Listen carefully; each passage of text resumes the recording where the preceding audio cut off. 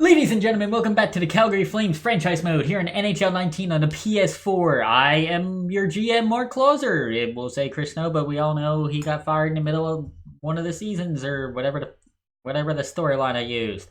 But as we return to the Calgary Flames franchise mode, as you can see, we've had a pretty good start at a 23-4 record up until December 1st. Yeah, I'm just gonna continue to simulating. I have no goals or anything for this episode.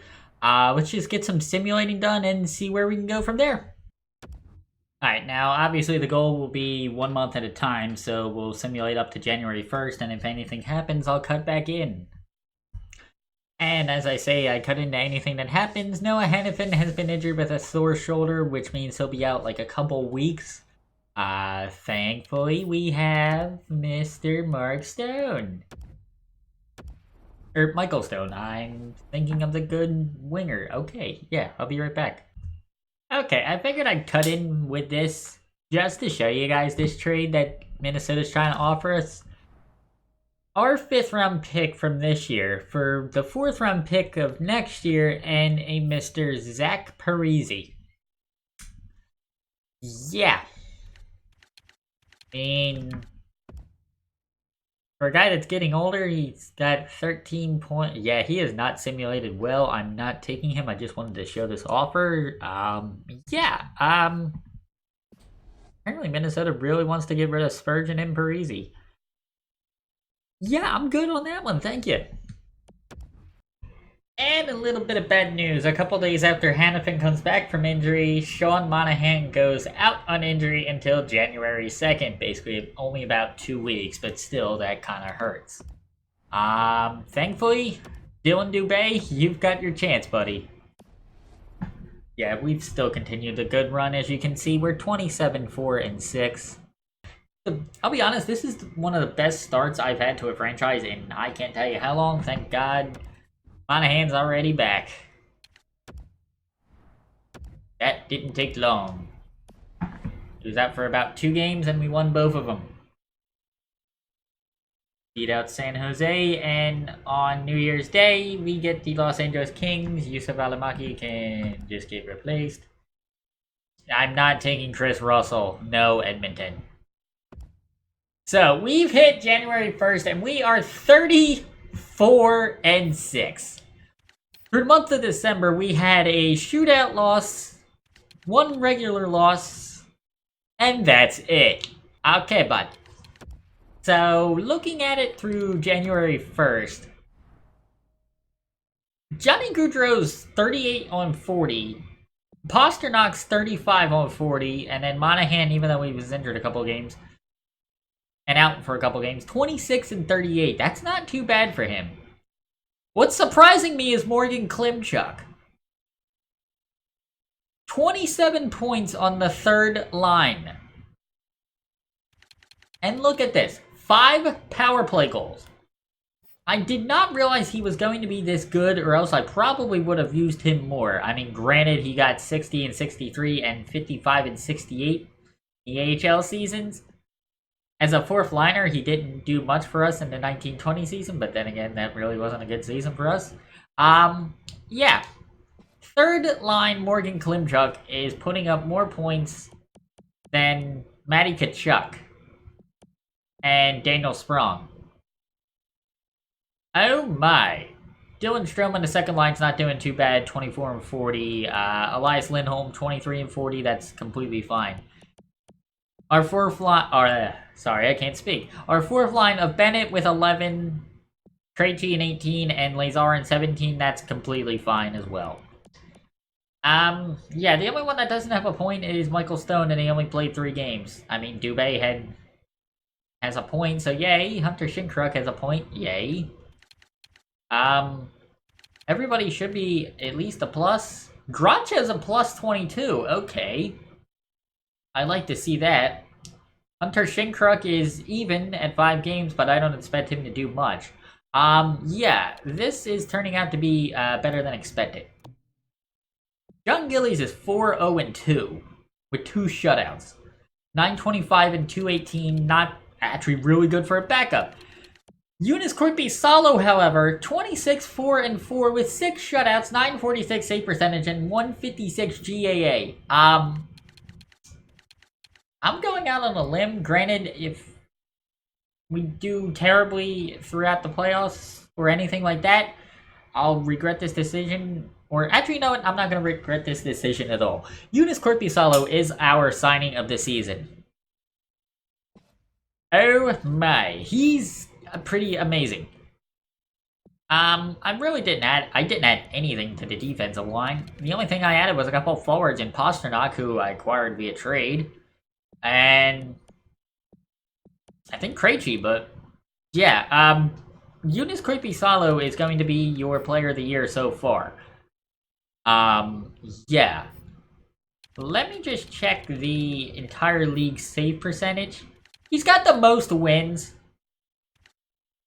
out of all the main starting goalies. I like how you can sort through minimum. I'm going minimum 30 games, basically the starters. Minimum 30 games.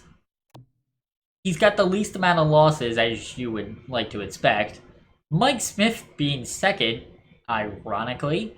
But the highest save percentage goes to Eunice Corpusalo at a 946. Matt Murray's not doing half bad at a 930, but still, he's not...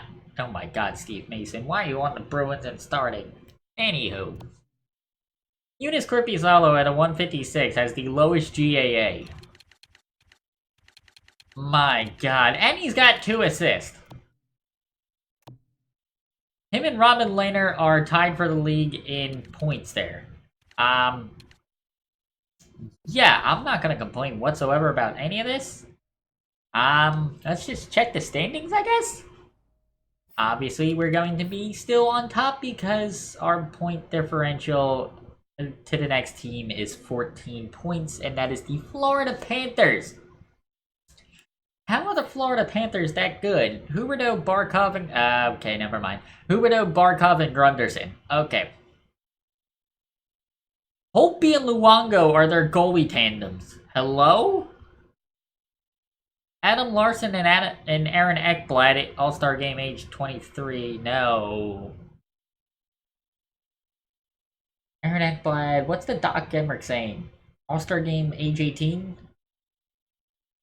I totally forget now. And then their second line, Heponiemi, Trocheck, Bogker. That's not a bad lineup. Florida's got a good lineup. I like ours better, but the next closest Western Conference team are the Dallas Stars at 49 points. Ben Sagan and Radulov, it's probably one of their pretty much last years together before one of them retires. Yeah.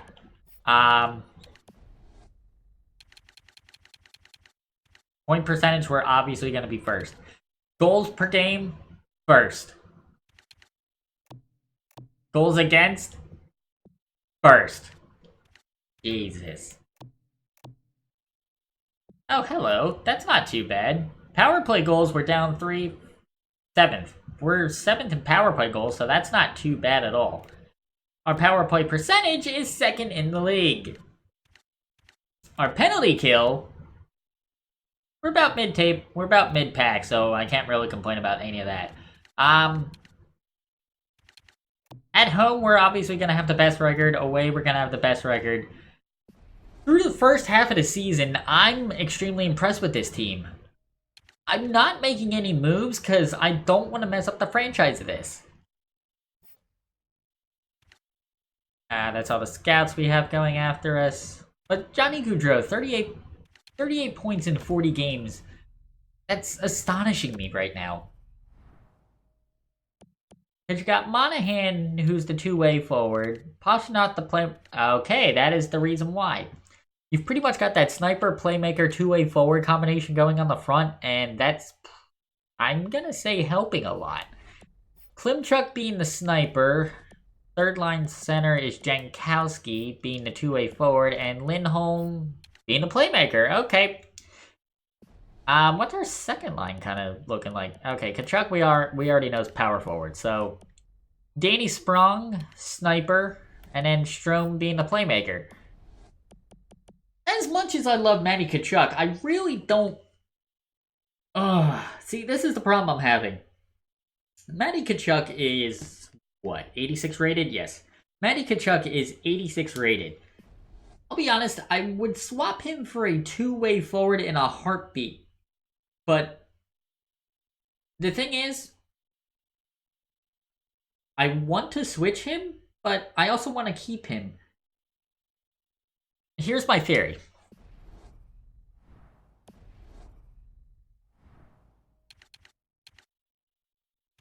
Okay, so going into edit lines and thinking about this logically, Matty Tkachuk is a left-handed shot. Hanifin, Sanheim, and Byram, they're all the left-handed shots that we can work with. Hanifin, I'm not moving because he's the young guy learning from Pietrangelo how to be like the amazing guy, blah blah blah blah blah. Some storylines in there somehow.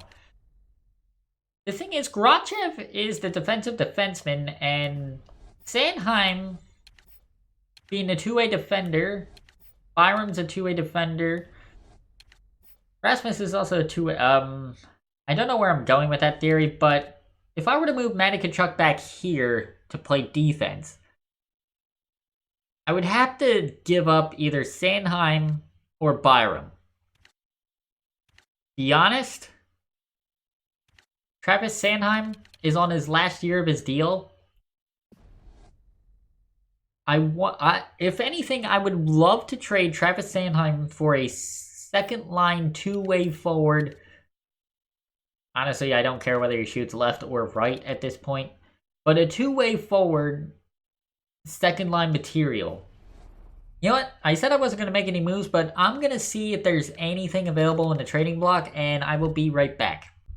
Okay, so I was browsing the trading block, going down every single team, trying to see if there's anybody on the trade block that's a two-way forward, that's second line material. If this was 2 in-game years ago, I would absolutely try to trade TJ Oshie for Sanheim. Unfortunately, that wouldn't work out well now. So, let's see what we can do here when involving Travis Sanheim. Go to defenseman, thank you. And in Sanheim, let's see, what team wants him? Boston wants him because they're absolute right now. Second line two-way forward. As much as I want to do it, I don't think they would accept it. Patrice Bergeron also being two-way forward. Heinen, no. Jake DeBrusk, we already have the sniper. Yeah, we already have the sniper and Danny Sprong in that line. No. I'll keep Marchand in mind. Now, I know most people either have an extreme love for him like myself or an extreme hatred for him like most other people. Let's just keep Boston in mind. Chicago also wants him. Forwards. Again, if this was about 3 simming years ago, yes. Jonathan Toews would be perfect.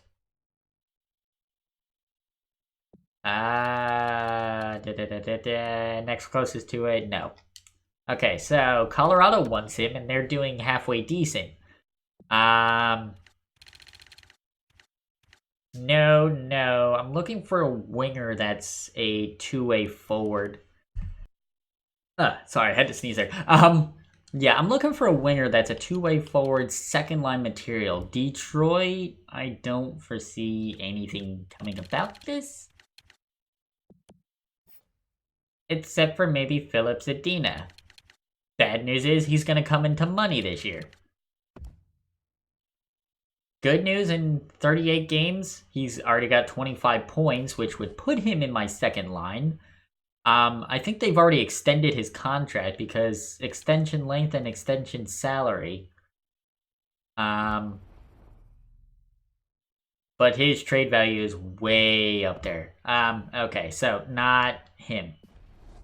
Florida wants him, but they're Unless you're willing to give me... Oof.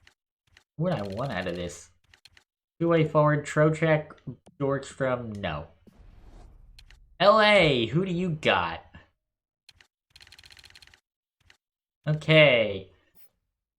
Ariel Boynton, the second overall pick, who's played 2 games so far. Congratulations. Brandon Saad is close to a 90 overall. What? Brandon Saad, how are you putting up these numbers? A complete scout on him, because I'm kind of curious how. Anze Kopitar, 39 or 29 points in 38 games. That's not bad, but again, I want a winger. Minnesota obviously wants him. Bad news is, they do not have a two-way forward I want. Luke Kunin is a center, or else I'd say yes. Ben Berge, no. Niederreiter, because this save was done previous to the trades and all, no. Montreal. As much as I wouldn't want to... Kokniemi, oh my god, he's good. 37 and 38, okay. He'd be first line, no. Blake Wheeler? 39 and 38, that's not too bad to be honest. Gallagher? No. So nobody in Montreal. Nashville wants him. Maybe we could strike a deal with these guys? Philip Forsberg's already signed an extension. Very nice. Two-way forwards. Kevin Fiala, who I've looked at in the past, but nothing really of note. Ugh. The New Jersey Devils. Colin Heischer, no. McKay, we don't know what you are, so we can't do anything with you. New York Islanders. I wish it would just keep the same as it was before. Josh Bailey. Only put up 18 points so far. He's put up a point every 2 games. And he's got $5 million for 3 years running. No. The Flyers want him. I may be able to strike a deal with the Flyers. Claude Giroux. I do not know anything about Claude Giroux. Hello? Okay now. Hugo Carpentier, I'm assuming that's what his name is. Konechny, no. Voracek, no. Couturier, he's already got an extension in place. Very nice. Pittsburgh? I highly doubt any of these guys.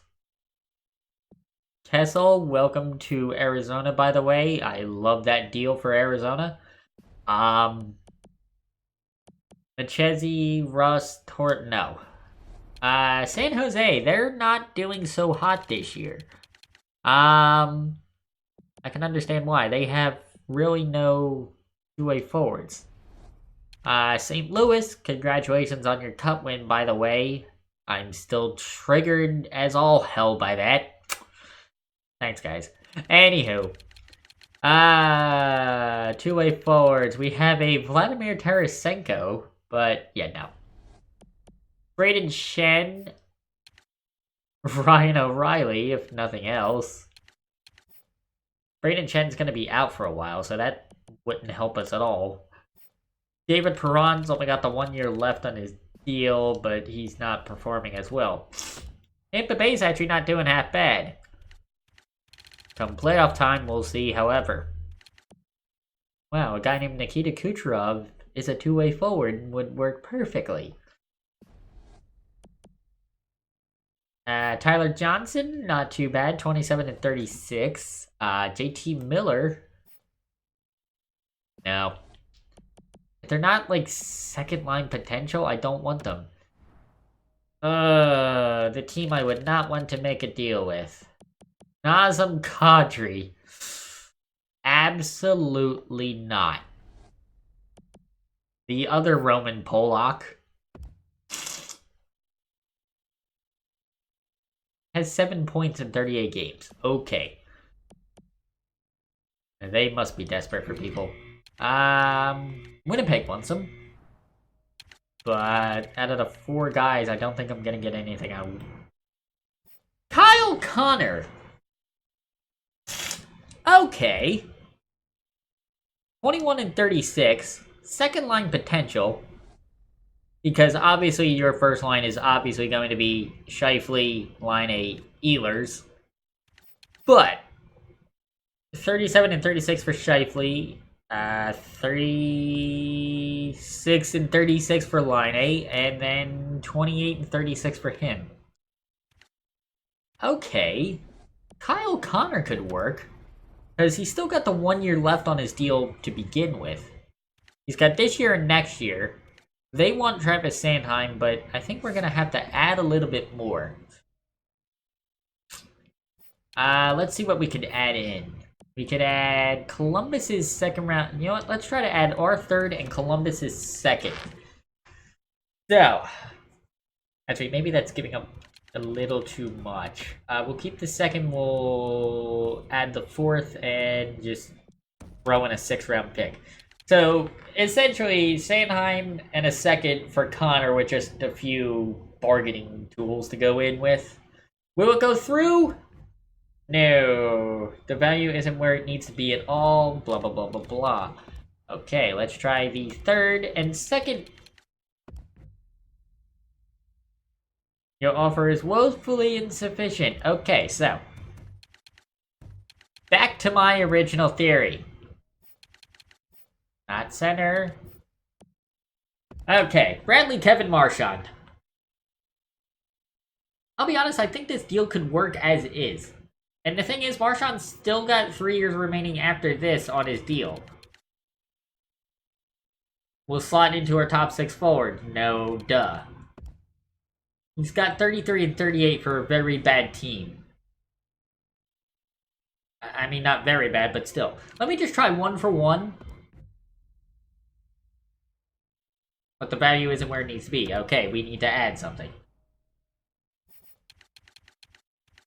What do we add? I mean, we still have Elijah Goddard down in the AHL, so yay. He hasn't played because he's not that good enough. Juuso Välimäki is currently injured, but he's pretty good. Yeah, I'm not willing to give up any of those guys. They only want the 1st round pick. So this could get interesting. Okay, so let's try the 2nd and 4th theory. Because it's Columbus's 2nd round pick, which Columbus right now is not doing as hot as Boston per se. So, unfortunately with Marchand having the chemistry with Pasternak, I can't put them on the same line, and if Gaudreau leaves, which I don't know whether he will or not, I'll maybe have to try and give him more money to convince him to stay. Like, maybe if we win the cup, he'll stay. But let's just see if a 2nd and 4th, along with Travis Sanheim, is enough to get Bradley Kevin Marchand on the team. The value you're sending our way is insufficient. Oh boy. So let's just see any goalies matching. Malcolm Subban, you're actually doing halfway decent in AHL, 10 and 7, not bad. Maxime Brassard, you're not bad. 11 and 9 in the queue right now. I mean, Tarnasky, if anything. I'm never giving up Carson Clapperton, mainly due to his name. The Swiss 5th rounder. I could give up Milos Roman. Because he's... I mean, I could give up Tarnasky. He's got 39 in the OHL. He's a 64 rated. Top 6 low potential. Let me see if they'll take that instead of maybe the 2nd and 4th. So, Sanheim and Tarnasky for Marchand. They're getting a prospect and Travis Sanheim. We're getting what we need. Value is way off. Let me just try to add that fourth back in. If that doesn't work, I'll try to add the second. The fourth is a no. So the fourth, second, Tarnowski and Sanheim for Marchand. Trade accepted! Welcome to Calgary, Brad Marchand. On behalf of the Boston Bruins organization, I accept your trade offer. We'll see you out on the ice. Oh boy, here we go. Edit lines. Okay, so instead of Matty Tkachuk, we are going to have Bradley Kevin Marchand in the second line. Defensively, we are going to have Matty Tkachuk. Now, this may look a little odd because we've got a left winger playing defense. But honestly, I think the two-way forward playmaker sniper combination on each of the first six, on the top six, because we got the sniper, two-way, and then playmaker right there. And then we got the two-way playmaker sniper there.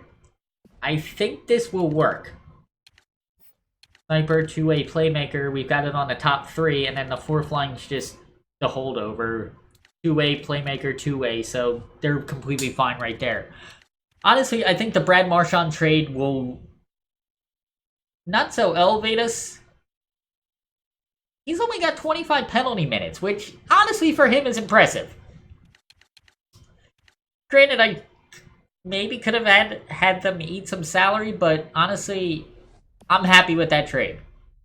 And I think that's where I'm going to end the episode now before I do anything else. Bobrovsky's back from injury. Yay! Overwrite current save file.